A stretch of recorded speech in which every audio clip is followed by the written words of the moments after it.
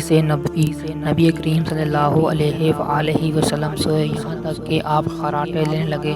پھر آپ نے نماز پڑھی، اور کبھی راوی نے یوں کہا کہ آپ لیٹ گئے اور پھر خراٹے لینے لگے، پھر آپ کھڑے ہوئے اور اس کے بعد نماز پڑھی۔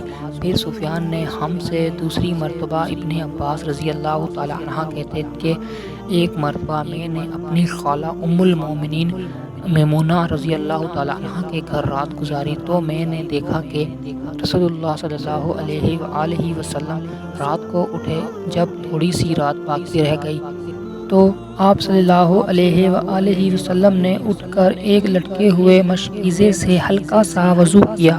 عمرو اس کا ہلکا پن اور معمولی ہونا بیان کرتے تھے، اور آپ صلی اللہ علیہ وآلہ وسلم کھڑے ہو کر نماز پڑھنے لگے تو میں نے بھی اسی طرح وضو کیا جس طرح آپ صلی اللہ علیہ وآلہ وسلم نے کیا تھا، پھر آ کر آپ کے بائیں طرف کھڑا ہو گیا۔ اور کبھی سفیان نے انصارہ کے بجائے انشمائلہ کا الفاظ کہا، مطلب دونوں کا ایک ہی ہے۔ پھر آپ صلی اللہ علیہ وآلہ وسلم نے مجھے پھیر لیا اور اپنی داہنی جانب کر لیا، پھر نماز پڑھی جس قدر اللہ کو منظور تھا۔ پھر آپ صلی اللہ علیہ وآلہ وسلم لیٹ گئے اور سو گئے حتیٰ کہ خراٹوں کی آواز آنے لگی۔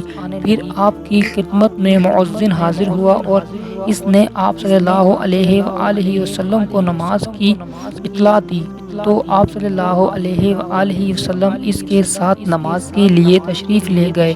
پھر آپ صلی اللہ علیہ وآلہ وسلم نے نماز پڑھی اور وضو نہیں کیا۔ سفیان کہتے ہیں کہ میں نے عمرو سے کہا، کچھ لوگ کہتے ہیں کہ رسول اللہ صلی اللہ علیہ وآلہ وسلم کی آنکھیں سوتی تھیں، دل نہیں سوتا تھا۔ عمرو نے کہا، میں نے عبید بن عمیر سے سنا کہتے تھے کہ انبیاء علیہ السلام کے خواب بھی وہی ہوتے ہیں۔ پھر قرآن کی یہ آیت پڑھی، میں خواب میں دیکھتا ہوں کہ میں تجھے ذبح کر رہا ہوں۔ صحیح بخاری حدیث نمبر 138۔ حدیث نبوی، رسول اللہ صلی اللہ علیہ وآلہ وسلم میدان عرفات سے واپسی ہوئے۔ جب گھاٹی میں پہنچے تو آپ اتر گئے اور آپ نے پہلے پیشاب کیا، پھر وضو کیا اور خوب اچھی طرح نہیں کیا۔ تب میں نے کہا، یا رسول اللہ صلی اللہ علیہ وآلہ وسلم، نماز کا وقت آ گیا۔ آپ نے فرمایا، نماز آگے یعنی مزدلفہ چل کر پڑھیں گے۔